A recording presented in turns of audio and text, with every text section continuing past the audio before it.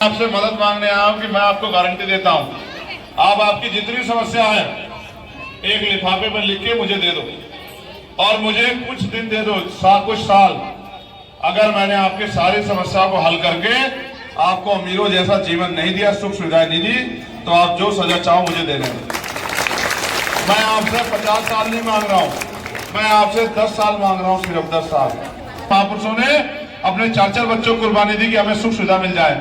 आज मैं ये कपड़े पहने खड़ा हूं और इस लोकतंत्र में जहां अमीर लोग राज कर रहे हैं, अगर प्राइमरी स्कूल के मास्टर का बेटा भी इन अमीरों का मुकाबला कर रहा है, पैसे वालों का धन्ना सेठों का, तो ये बाबा साहब अम्बेडकर के संविधान की देन। आपके एक एक वोट बाबा साहब अम्बेडकर, मान्यवर काशीराम साहब और सतगुरु रविदास जी महाराज के सपनों को पूरा करने के लिए केतली के चुनाव निशान पर समर्पित होने चाहिए। मेरे भाइयों बहनों, मैं यही कहने के लिए अपने आपके बस बीच में आया हूं कि आपकी वोट आपके छोटे से चंद्रशेखर को इतना ताकतवर बना देगी कि वो कुटीर उद्योग लगवा के अपनी माओ को इस गरीबी बेबसी से निकालने का काम करेगा। वो पक्के मकान बना के देगा, अच्छे स्कूल कॉलेज बना के देगा, यूनिवर्सिटी बना के देगा। 2024 में अपने लोकसभा का मेंबर चुनना है, एमपी चुनना है और वो एमपी हमारे वोट से बनेगा। वो वोट जो बाबा साहब अम्बेडकर ने अपने 4-4 बच्चों की कुर्बानी देके हमें दी, फिर जब उससे भी नहीं रुका तो गोली भी चला दी मेरे ऊपर, 4-4 गोली भी मैंने खाई। इन अमीरों को ये लगता है कि गरीब का बेटा आगे बढ़ गया तो कल इन गरीबों की जिंदगी में बदलाव करेगा, इनके घर में सुख शांति लाएगा, इनके जो अधिकार अमीरों ने छीन रखे उनको छीन के लाके इन तक पहुंचाएगा, इनको स्वाभिमान सम्मान का जीवन देगा। तो ये सारे लोग लगे हैं मुझे रोकने के लिए कि किसी तरह से ये अपने पैरों पर ना खड़ा हो जाए। लेकिन मेरा भी अटल विश्वास है कि जिसके सर पे सतगुरु रविदास जी महाराज का हाथ होता है वो किसी पे रुकने वाला नहीं होता है। जिसके सर पे बाबा साहब अम्बेडकर की अनुकंपा होती है, बुद्ध कबीर नानक जी की अनुकंपा होती है, वो किसी के हाथ किसी के आगे रुकने वाला नहीं होता। इसलिए मैं 4-4 बार भी 4-4 गोली खा के भी बच गया। मैं आपसे मदद मांगने आया हूं कि मैं आपको गारंटी देता हूं, आप आपकी जितनी समस्या है एक लिफाफे में लिख के मुझे दे दो और मुझे कुछ दिन दे दो, कुछ साल। अगर मैंने आपके सारी समस्याओं को हल करके आपको अमीरों जैसा जीवन नहीं दिया, सुख सुविधाएं नहीं दी, तो आप जो सजा चाहो मुझे दे दें। मैं आपसे 50 साल नहीं मांग रहा हूं, मैं आपसे 10 साल मांग रहा हूं, सिर्फ 10 साल। इस 10 साल के अंदर हम अपनी धीरे धीरे ताकत बढ़ाएंगे।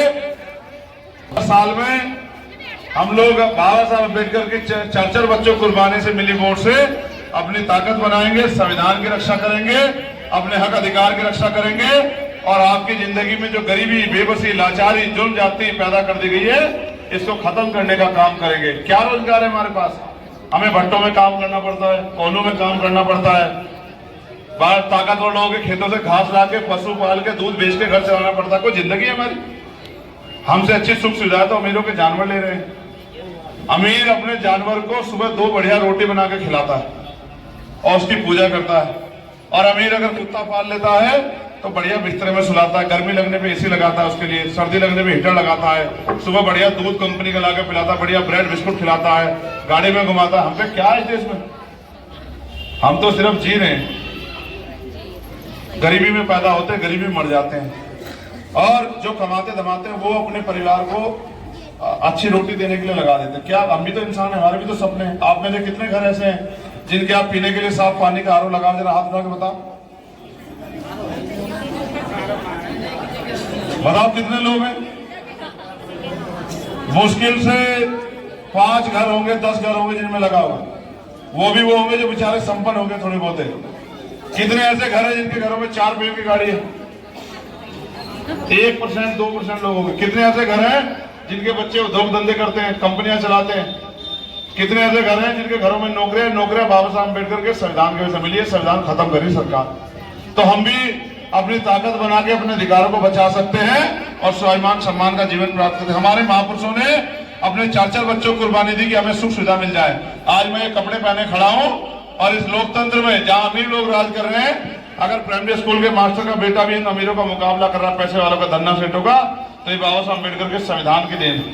मैं आपसे मदद मांगने आया, मेरी मदद करोगे नहीं करोगे? दोनों हाथ उठा के बताओ, मदद करोगे नहीं करोगे? झूठा बचन सच में मदद करोगे तो हाथ उठाओ, और नहीं मदद कर सकते तो मत उठाओ, हाथ नीचे कर लो। ये बताओ, लोकतंत्र में मदद तो वोट से होती है, क्या आपको हमारा निशान पता है? क्या है निशान? जोर से बताओ, जोर से बताओ, इतनी जोर से बताओ कि दिल्ली आ जाए। बताओ क्या है? ये केतली मेरा निशान है या आप सबका निशान है? ये केतली गरीबों का निशान है या नहीं है? बताओ। ये केतली कमजोरों का निशान है या नहीं है? बताओ। ये मजदूरों का, किसानों का निशान है या नहीं है? बताओ। ये केतली परिवर्तन का निशान है या नहीं है? बताओ। आपकी एक एक वोट बाबा साहब अम्बेडकर, माननीय काशीराम साहब और सतगुरु रविदास जी महाराज के सपनों को पूरा करने के लिए केतली के चुनाव निशान पर समर्पित होने चाहिए। मेरे भाइयों बहनों, मैं यही कहने के लिए अपने आपके बस बीच में आया हूं कि आपकी वोट आपके छोटे से चंद्रशेखर को इतना ताकतवर बना देगी कि वो कुटीर उद्योग लगवा के अपनी माओ को इस गरीबी बेबसी से निकालने का काम करेगा। वो पक्के मकान बना के देगा, अच्छे स्कूल कॉलेज बना के देगा, यूनिवर्सिटी बना के देगा, वो अच्छे हॉस्पिटल बना के देगा। वो अपने बुजुर्गों की पगड़ी की रक्षा करेगा। वो अपने भाइयों के लिए जिस तरह हरिद्वार में उद्योग धंधे लगे, यहाँ उद्योग धंधे लगवा के उनको नौकरी देने में काम करेगा, सरकारी नौकरी दिलाने काम करेगा, प्राइवेट नौकरी दिलाने काम करेगा, और जो बच जाएगा उसको लोन दिलाकर उसको रोजगार करने के अवसर प्रदान करेगा। हमारा पैसा अमीरों के लिए नहीं है, और हम इस देश में गरीबी में पैदा हुए गरीबी में नहीं मरेंगे, क्योंकि बाबा साहब अम्बेडकर ने हमें वोट दिए, हम अपनी ताकत बनाएंगे। मैं आपके बीच से जाऊंगा, लेकिन उससे पहले मैं आपसे अपील करूंगा कि एक बार दोनों हाथ जोड़ के मुझे आशीर्वाद दे दो। पहले बताओ, ये आशीर्वाद सच्चा है झूठा है? कोई पैसे वाला जाएगा उसकी बातों में आके घूम फिर तो नहीं जाओगे? अच्छा, एक डर आपको रहेगा कि वोट तो देके चंद्रशेखर को चला जाएगा मशीन से मोदी जी को, है वोट मशीन से वोट की चोरी हो जाएगी। ये डर है किसी को? तो मशीन का इंतजाम मैं कर दूंगा। देखो मेरी बात सुनो, चोरी उनके यहां होती है जो आपस में बात करो, सुन लो। कौन बोल रहा है?